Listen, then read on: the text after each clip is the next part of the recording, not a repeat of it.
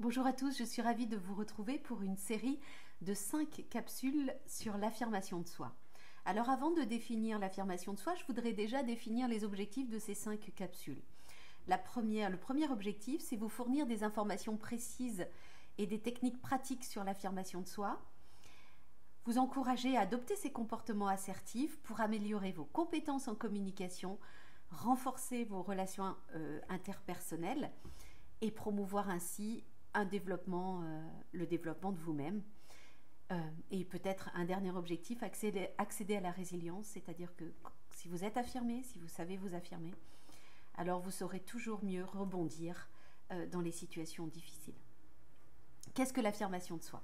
L'affirmation de soi, c'est la capacité à exprimer ses pensées, ses sentiments, ses émotions, ses besoins, ses limites, de manière claire, directe et respectueuse, sans agresser les autres ni se laisser marcher sur les pieds.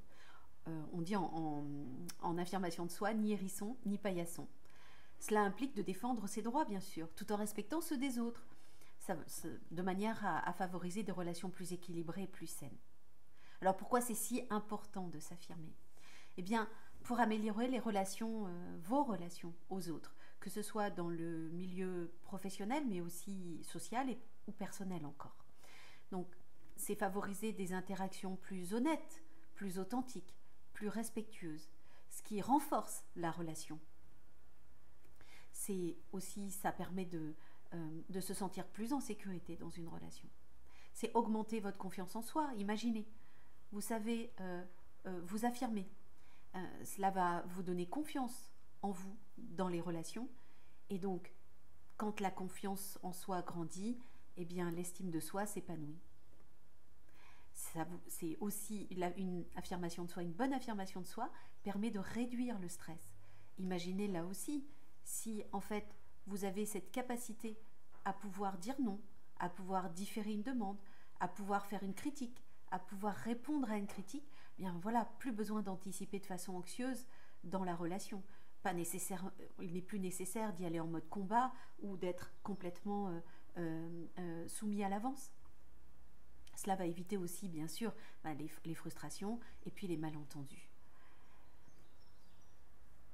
L'affirmation de soi permet d'établir des limites saines, donc de prévenir les abus et bien sûr de se protéger ainsi. Et je dis souvent que, en fait, si je n'ai pas besoin de barricades, c'est-à-dire vraiment d'être soit en mode combat comme ça, en mode lutte, ce qui est coûteux pour soi, émotionnellement, affectivement, ce qui est coûteux pour sa santé mentale, il n'est pas nécessaire donc de tenir les barricades qui finiront par s'effondrer. Il vaut mieux avoir des petites palissades et savoir faire respecter ces petites palissades. Donc, vous imaginez tout ça? Si vous arrivez à faire ça, ben voilà, donc c'est bon pour vous, pour votre croissance personnelle, pour votre développement personnel. Alors pourquoi est-ce qu'on ne s'affirme pas? Bien, il y a des mythes à cela. Le premier mythe, c'est ce que j'entends beaucoup en consultation. Je ne m'affirme pas parce que c'est quelque chose d'agressif. Ben non, vous avez compris. L'affirmation de soi, c'est justement être respectueux des besoins des autres, des attentes des autres, mais c'est faire respecter quand même les siens. On me dit aussi, c'est être égoïste, c'est penser qu'à soi. Non, c'est avant tout penser à la relation, l'authenticité, la qualité de la relation. Et pour ça, il faut parfois que j'en passe par faire respecter ma personne, mes besoins, mes attentes. On me dit aussi, bien, en fait, c'est du conflit, l'affirmation de soi. Moi, je veux surtout pas de conflit, donc je préfère ne rien dire. Donc là aussi, vous avez compris que l'affirmation de soi, c'est tout sauf du conflit. Pour qu'il y ait conflit, il faut être deux. Et vous n'êtes pas obligé d'entrer dans un conflit, et on verra ça dans une prochaine capsule. On me dit souvent, oui, mais moi je suis comme ça, voilà, l'affirmation de soi, ça s'apprend pas. Non, l'affirmation de soi, c'est pas inné, ça s'apprend. Moi, j'avais un prof en affirmation de soi qui disait, on apprend à s'affirmer en s'affirmant. Donc vous avez compris que c'est beaucoup de répétitions. Donc avant d'accéder à une bonne affirmation de soi, faut répéter. Puis des fois, on n'y arrive pas et c'est normal. Moi-même, je ne sais pas toujours m'affirmer et je l'assume. On me dit aussi que être assertif, ça signifie toujours dire oui. Bon, vous avez compris que là non plus, c'est pas tout à fait vrai et que c'est mal vu dans la culture ou la société.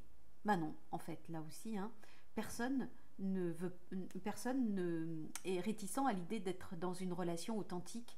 Alors quelquefois, ça fait pas plaisir d'entendre une critique, mais c'est nécessaire si on veut que cette relation soit honnête, soit épanouissante, et puis si on veut aussi s'améliorer, progresser. Alors, vous verrez en pièce jointe, vous aurez un petit questionnaire de 8 questions pour savoir où vous en êtes en affirmation de soi.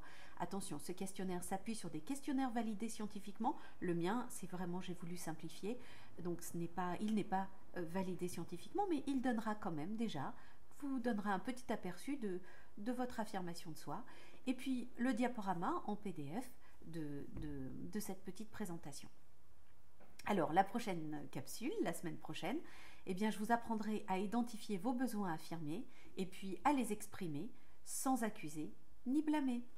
En attendant, je vous souhaite une très très belle semaine et je vous dis à très bientôt. Au revoir.